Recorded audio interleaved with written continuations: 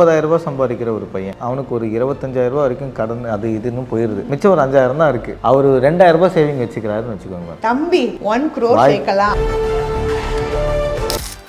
This festive season, travel the world with Grand Royal Tours. Adyar Ananda Pawan sweets and snacks மற்றும் A2B veg restaurant உங்கள் பசியார எங்கள் ருசி பேசும். தமிழ்நாட்டின் வளர்ச்சி பயணத்தில் ஒருவரையும் பின்தங்க விட மாட்டோம். வெல்வோம் ஒன்றாக. மார்க்கெட்ல உக்காந்தே நான் 1 கோடி சேர்த்துலான்னு நான் உள்ள வந்தேன். இப்ப பார்த்தா 1.5 கோடி சேர்க்கணும் போல் இருக்கு. ஏன்னா 50 லட்சம் லாஸ் ஆயிடுச்சு அப்படின்ற மாதிரி. யாரு 1 கோடி சேர்க்கணும்னு நினைக்கிறாங்கிறது முக்கியம். அவங்க கையில ஏற்கனவே 10 கோடி இருக்குன்னா அவங்க ஈஸியா 1 கோடி சேர்த்துட்டு போயிடுவாங்க. 2,000 போட்டேன்னா அந்த வருஷம் 24,000 ஆயிரும். 24,000 உனக்கு அதுல 30,000 ஆயிரும். அப்புறம் அடுத்த வருஷம் இந்த கணக்கே வேணாம். உங்க பேத்திக்கும் பேரனுக்கும் அது யூஸ் ஆகும்னாங்க. எனக்கு யூஸ் ஆகுமாங்கிறதே பெரிய விஷயம். இல்லை பேத்தி பேரனுக்காகலாம் நான் கட்டி வச்சு நான் நம்ப முடியுமா? மக்கள் நம்புறாங்க. அவங்களுக்கு ஒரு பிரியம் இருக்கும். ஐயோ என் பேத்திக்கு நான் ஏதாவது பண்ணணும், என் பேரனுக்கு. அதெல்லாம் அந்த கம்பெனிஸ் நல்லா யூஸ் பண்றாங்கன்னு தான் நான் நினைக்கிறேன். ஸோ நம்ம ரொம்ப லாங் டேர்மா எதையுமே எடுக்கக்கூடாது. இன்சூரன்ஸ்னு இல்லை, எதையுமே ரொம்ப லாங் டேர்மா போக வேண்டும். ஒரு வருஷத்துல 1 கோடி இல்லைன்னா 5 வருஷத்துல 1 கோடி ரூபாய் சம்பாதிச்சிருக்கேன். அந்த 1 கோடி 10 கோடி ஆயிடும். இந்த மாதிரி வீடியோ எல்லாம் பார்த்தோன்னே அதுவும் இப்போ சைட்ல தான் பேசுறாங்க. சைட்ல மட்டும் பேசிக்கிட்டு போய் அதை பார்க்கும்போது 1 கோடி ரூபாய் ஒரு வருஷத்துல சம்பாதிச்சிட முடியுமா அப்படியே அந்த அரிசிக்குள்ள வந்துடுறாங்க. ஃபினான்ஷியல் அட்வைசரா நீங்க எப்படி மேம் பாக்குறீங்க? தப்பு தான். எல்லா போர்ட்ஃபோலியும் கண்டிப்பாக ஒரு 6 மாத சேலரியை நம்ம எமர்ஜென்சி ஃபண்டாக போட்டிருக்கணும். ரெண்டாவது பார்த்தீங்கன்னா இன்சூரன்ஸுங்கிறது ஒரு கண்டிப்பாக ஒரு இன்வெஸ்ட்மெண்ட் கிடையாது.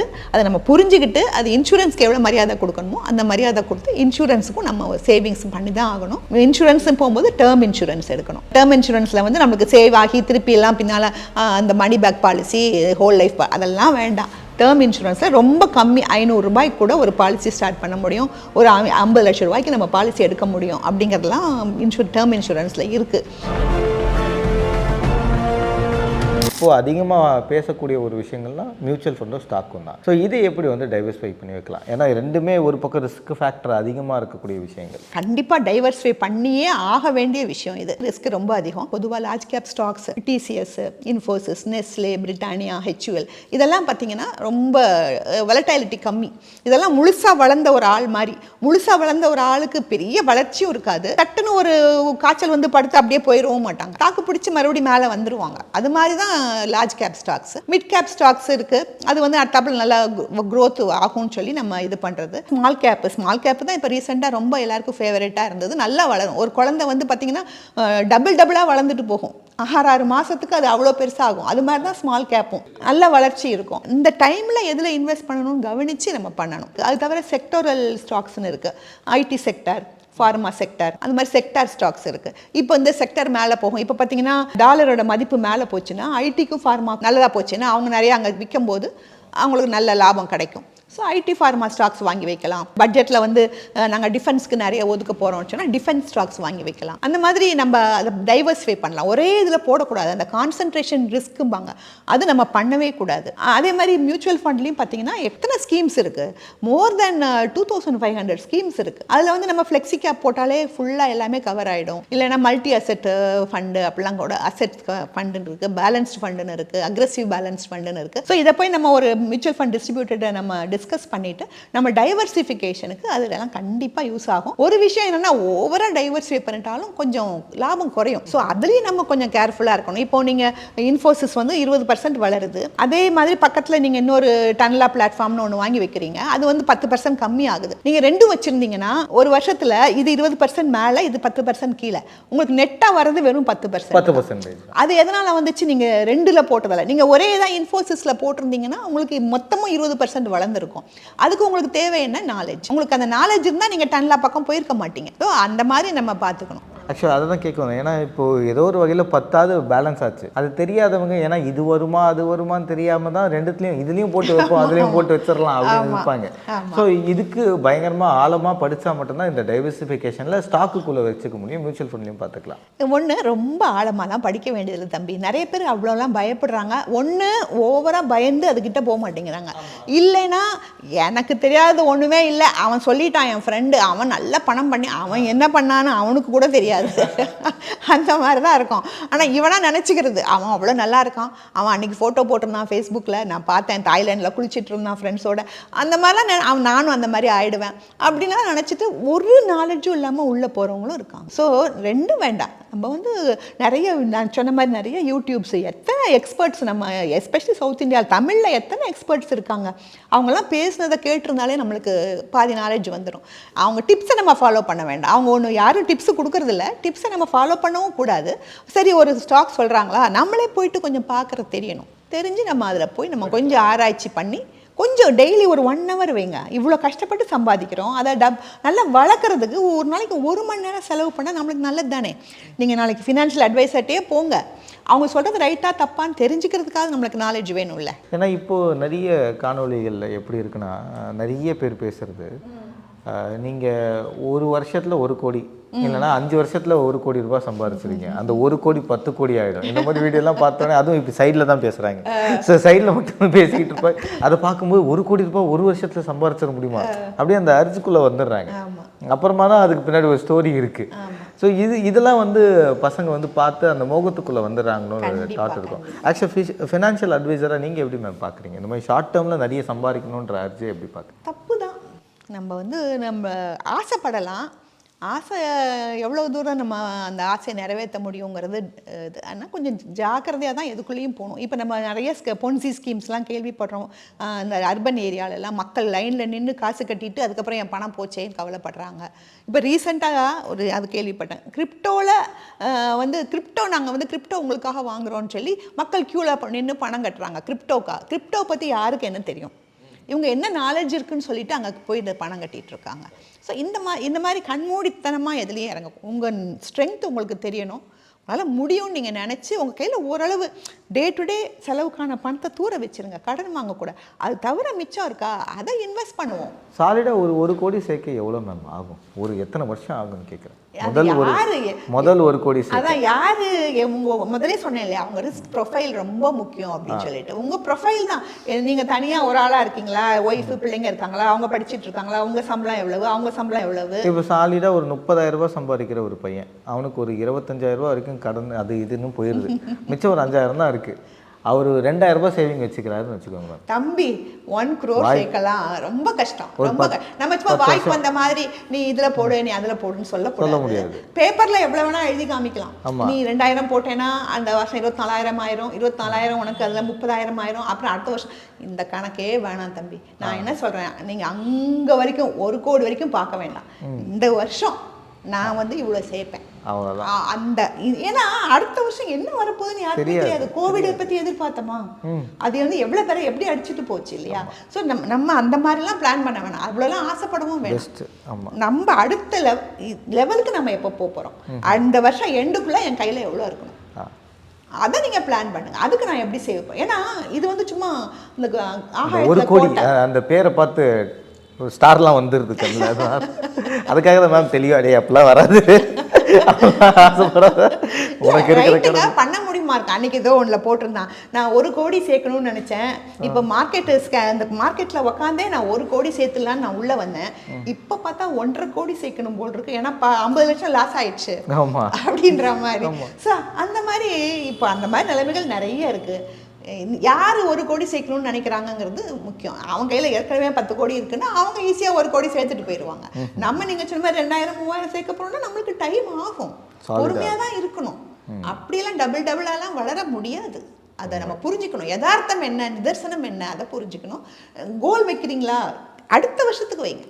இந்த அடுத்த 12 மாதம் நான் என்ன பண்ண போகிறேன், எவ்வளோ சேர்க்க போகிறேன், அதை கேளுங்க. அதை நீங்களே கால்குலேட் பண்ணலாம். 12 மாதத்துக்கு எனக்கு ஆவரேஜாக ஒரு 8% வந்தால் எனக்கு எவ்வளோ வரும் ஈஸியாக பார்க்க முடியும். ஸோ அந்த மாதிரி தான் போன ஒழிய 1 crore கோலு அதெல்லாம் அப்புறம் மனசும் கஷ்டமாக, நான் ரீச்சே பண்ண முடியாது போல், எனக்கு அவ்வளோதான் போல் இருக்குது, அந்த வேண்டாம். ரீச் பண்ணுற மாதிரி ஒரு கோலை வைங்க, அவ்வளோதான் பெஸ்ட். மேம் போர்ட்ஃபோலியோ பற்றி நிறைய விஷயங்கள் பேசும்போது அதில் முக்கியமாக சில மஸ்ட் அப்படின்ற விஷயங்கள் இருக்கும். அதில் என்ன விஷயங்களை தவிர்க்கவே கூடாது போர்ட்ஃபோலியோ? நீங்கள் கேட்டது ரொம்ப கரெக்ட் தம்பி. என்ன அப்படின்னா வெறும் இன்வெஸ்ட்மெண்ட் மாத்திரம் இல்லை ஒரு போர்ட்ஃபோலியோங்கிறது. அந்த போர்ட்ஃபோலியோவில் நம்மளுக்கு அவசரத்துக்கு எமர்ஜென்சி ஃபண்டு கண்டிப்பாக வேணும். இது வரைக்கும் எமர்ஜென்சி ஃபண்டு எல்லாருக்கும் நல்ல கேட்டு புளிச்சு போன விஷயம்தான். ஆனால் எல்லா போர்ட்ஃபோலியோ கண்டிப்பாக ஒரு 6 மாத சேலரியை நம்ம எமர்ஜென்சி ஃபண்டாக போட்டிருக்கணும். ரெண்டாவது பார்த்தீங்கன்னா இன்சூரன்ஸுங்கிறது ஒரு கண்டிப்பாக ஒரு இன்வெஸ்ட்மெண்ட் கிடையாது. அதை நம்ம புரிஞ்சுக்கிட்டு அது இன்சூரன்ஸ்க்கு எவ்வளோ மரியாதை கொடுக்கணுமோ அந்த மரியாதை கொடுத்து இன்சூரன்ஸுக்கும் நம்ம சேவிங்ஸ் பண்ணி தான் ஆகணும். இன்சூரன்ஸும் போகும்போது டேர்ம் இன்சூரன்ஸ் எடுக்கணும். டேர்ம் இன்சூரன்ஸில் வந்து நம்மளுக்கு சேவ் ஆகி திருப்பி எல்லாம் பின்னால் அந்த money back policy, whole life அதெல்லாம் வேண்டாம். டேர்ம் இன்சூரன்ஸில் ரொம்ப கம்மி 500 ரூபாய்க்கு கூட ஒரு பாலிசி ஸ்டார்ட் பண்ண முடியும். ஒரு 50 லட்சம் ரூபாய்க்கு நம்ம பாலிசி எடுக்க முடியும். அப்படிங்கிறதுலாம் டேர்ம் இன்சூரன்ஸில் இருக்குது. ஸோ அதில் போயிட்டு நம்ம ஸ்டார்ட் பண்ணணும். அடுத்தாப்புல ஹெல்த் இன்சூரன்ஸ். கோவிட் வந்த பிறகு எல்லாருக்குமே தெரிஞ்சிடுச்சு, அதுவும் ஹாஸ்பிட்டல்ஸ்க்கும் தெரிஞ்சிடுச்சு நம்ம எவ்வளோ அடித்தாலும் இவங்க தாங்குவாங்க அப்படின்னு சொல்லிட்டு அவங்களும் நல்லா தெரிஞ்சு பில்லு போட படிச்சுட்டாங்க. ஸோ இதுக்கப்புறம் நம்ம ஹெல்த் இன்சூரன்ஸ் எடுக்கிறது தவிர வேறு வழியே இல்லை. ஸோ நம்மளோட போர்ட்ஃபோலியோவில் முக்கியமாக emergency fund, term insurance, health insurance, அதுக்கும் நம்ம இடம் வச்சுட்டு அதுக்கும் கொஞ்சம் பணம் ஒதுக்கிட்டே இருக்கணும். மேம், நீங்கள் லாஸ்ட் டைம் பேசியிருந்தீங்க இன்சூரன்ஸ் பற்றி பேசும்போது போஸ்ட் ஆஃபீஸில் சில இன்சூரன்ஸ் இருக்குது அப்படின்னு. அது மக்களுக்கு பயங்கரமாக போய் ரீச் ஆகிருந்தது. ஸோ இந்த மாதிரி சில ஸ்கீம்ஸ் இருக்கும், ஹிடன் இன்சூரன்ஸ்லாம் இருக்கும்.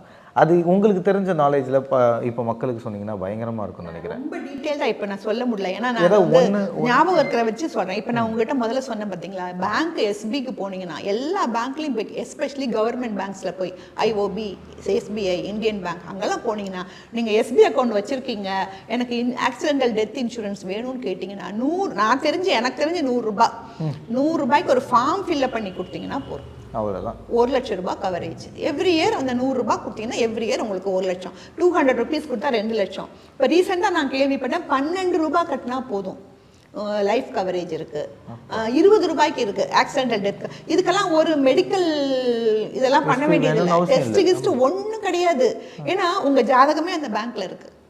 அவங்க கிட்ட ஏற்கனவே எல்லாமே உங்க வயசுல இருந்து, உங்களோட ஆதார்ல இருந்து, பேன்ல இருந்து எல்லாமே இருக்கு. அதை வச்சு அவங்க உங்களுக்கு ப்ராசஸ் பண்ணிடுவாங்க அந்த இன்சூரன்ஸை. ஸோ அது வந்து கண்டிப்பாக நம்ம பேங்க்ல ரொம்ப யூஸ்ஃபுல்லாக இருக்கக்கூடிய ஒரு விஷயம்.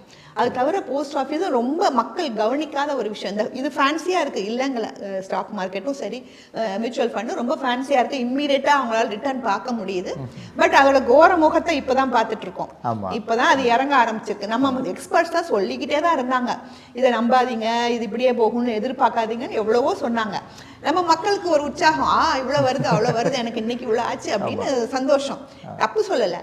பட் என்ன அப்படின்னா நம்ம அந்த ஸ்டெபிளைஸ்டாக இருக்கணும்னா நம்மளுக்கு அந்த போஸ்ட் ஆஃபீஸு, பேங்க் எல்லாமே அவசியம். போஸ்ட் ஆஃபீஸில் போய் பாருங்கள், அங்கேயுமே இப்போதைக்கு நான் ரீசெண்ட் டைம்ஸில் நான் அதை பற்றி கேட்கல. பட் இன்சூரன்ஸ் ஸ்கீம் இருக்குது. அவங்களுக்கு வந்து இன்சூரன்ஸ் பண்ணணும்னு சொல்லி ஒரு டிரைவ் கொண்டு வந்திருக்காங்க. லாஸ்ட் டைம் போகும்போது கூட அவங்க ஒரு ஃபார்ம் கொடுத்தாங்க, மேடம் போஸ்ட் ஆஃபீஸ் இன்சூரன்ஸ் எடுங்க அப்படின்ட்டு. இந்த போஸ்ட் ஆஃபீஸு, பேங்க் இதெல்லாம் என்ன அட்வான்டேஜ்னு பார்த்தீங்கன்னா, ஒரு செட்டில்மெண்ட் பண்ணுறதுலாம் யோசிக்கவே மாட்டாங்க. மிச்ச பேர்லாம் பார்த்தீங்கன்னா இன்னைக்கு கூட பேப்பரில் போட்டிருக்காங்க. செட்டில்மெண்ட்டே பண்ணுறது ரொம்ப கஷ்டம், எஸ்பெஷலி ப்ரைவேட் கம்பெனிஸ். இதுவே நம்ம கவர்மெண்ட் ஆகட்டும், பேங்க்ஸ் ஆகட்டும், கண்ணை மூடிட்டு செட்டில் பண்ணிடுவாங்க. நம்மளுக்கு அதில் பெரிய ப்ராப்ளம் வராது. ஸோ அந்த மாதிரி விஷயங்களை போய் எடுக்கலாவும் இருக்கும். நம்மளுக்கு கிளைம் பண்ணுறது, கிளைம் ரேஷியோ, அதாவது அந்த இவங்க எப்படி நீங்கள் அக்கௌண்ட் க்ளோஸ் பண்ண போவீங்களா, ஒருத்தவங்க இறந்துட்டாங்கன்னா அக்கௌண்ட் க்ளோஸ் பண்ண போகும்போது இந்த ஃபார்ம் நான் கொடுத்துருக்கேன் அப்படின்னா அதையும் சேர்த்து உங்கள் அக்கௌண்ட்டில் போட்டு க்ளோஸ் பண்ணி கொடுத்துருவாங்க. ரொம்ப ஈஸியான ஒரு விஷயம். ஸோ இதை வந்து கண்டிப்பாக மக்களுக்கு நீங்கள் கொண்டு போய் சேர்க்கணும்.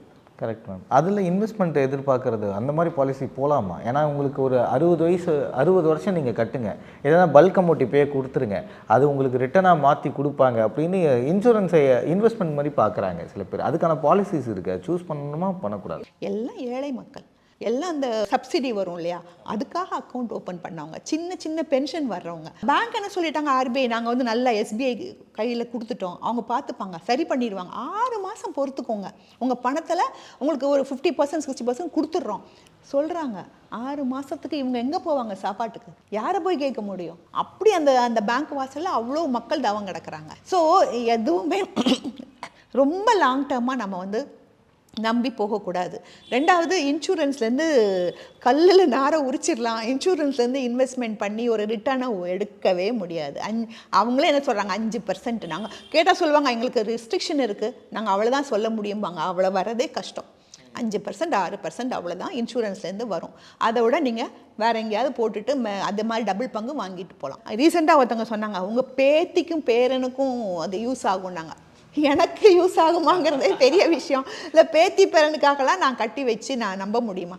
அது மக்கள் நம்புகிறாங்க, அவங்களுக்கு ஒரு பிரியம் இருக்கும், ஐயோ என் பேத்திக்கு நான் ஏதாவது பண்ணணும், என் பேரனுக்கு. அதெல்லாம் அந்த கம்பெனிஸ் நல்லா யூஸ் பண்ணுறாங்கன்னு தான் நான் நினைக்கிறேன். ஸோ நம்ம ரொம்ப லாங் டேர்மாக எதையுமே எடுக்கக்கூடாது, இன்சூரன்ஸ்னு இல்லை, எதையுமே ரொம்ப லாங் டேர்மாக போக வேண்டாம். கரெக்ட். ஸோ முக்கியமான டைம் மக்கள் எல்லாருக்குமே ஒரு போர்ட்ஃபோலியோனா என்ன, அசட்னா அலகேட் பண்ணுறது எப்படி, அதை டைவர்சிஃபை பண்ணி எல்லாத்துலேயும் காசை எப்படி பிரித்து வைக்கணும், சேர்த்து வைக்கணுன்றத ரொம்ப விரிவாக சொன்னீங்க. ரொம்ப நன்றி ma'am. Thank you Dinesh bye. Thank you ma'am. This festive season, travel the world with Grand Royal Tours. Adyar Ananda Pawan sweets and snacks மற்றும் A2B வெஜ் ரெஸ்டாரண்ட் உங்கள் பசியார எங்கள் ருசி பேசும். தமிழ்நாட்டின் வளர்ச்சி பயணத்தில் ஒருவரையும் பின்தங்க விட மாட்டோம். வெல்வோம் ஒன்றாக.